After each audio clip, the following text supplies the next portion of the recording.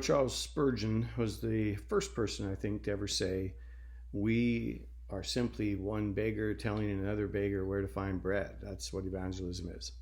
One beggar telling another beggar where he found bread.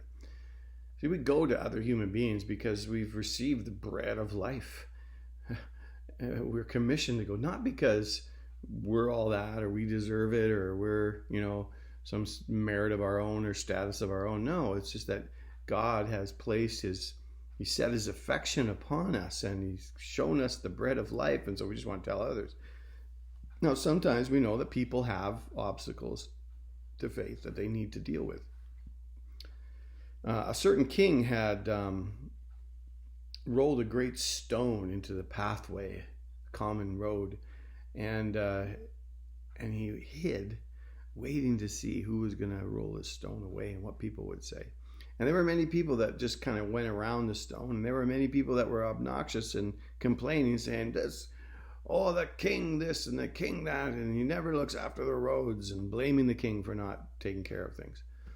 Finally, this poor peasant came along. He had a big load of vegetables that he was going to sell at the market, and sees the stone, and rather than going around it or rather than complaining about the king, he put his load down and he rolled this stone off the road.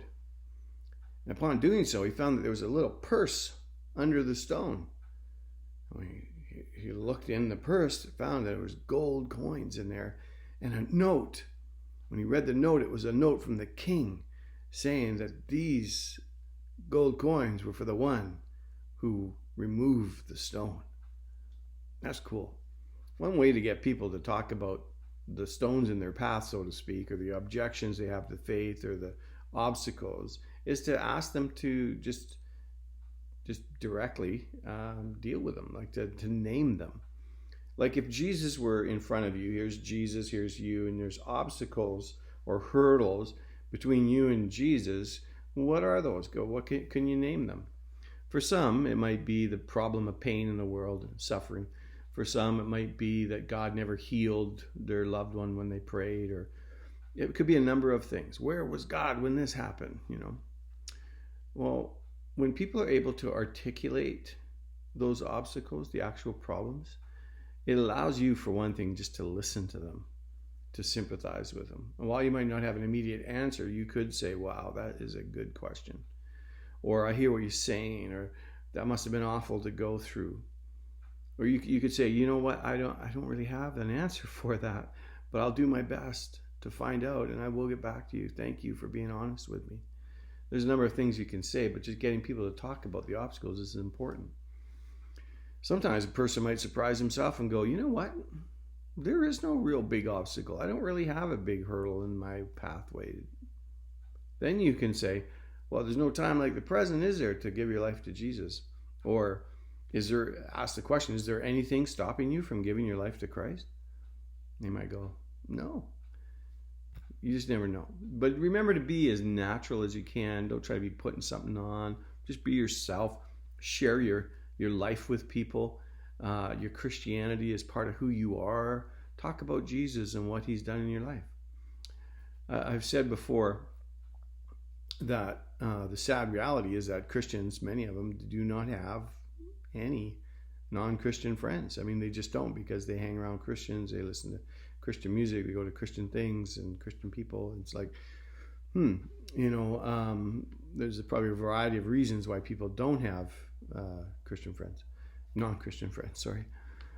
There's a writer named Luis Cardosa, I like saying that. He said sometimes that's just fear-based, like we're just really afraid, and that he goes, "That's a shame." Let me read this quote. He goes, "That's a shame because Jesus seemed to like outsiders even better than insiders. He had no problem hanging around people who didn't want to hang around church. Jesus had no problem loving people who didn't love him yet."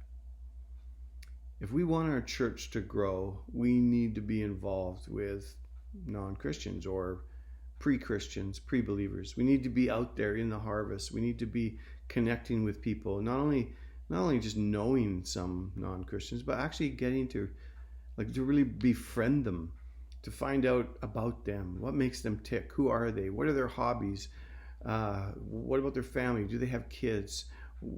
Where do they work? These kind of things. Those are what everyday conversations people, they don't have a problem talking about their hobbies, their family, or their job. Those are easy go-tos in everyday conversation. And then if you do get around to saying, hey, what's your thought about, the God thing? Like, I mean, do you think about God? That kind of thing. If you do get around to that conversation, ask them that question about the obstacles, the hurdles. You just never know what might happen. And don't say it's the obstacles keeping them from coming to church. It's the obstacles keeping them from God himself and his son, Jesus Christ. Let's keep the focus on him, not on church.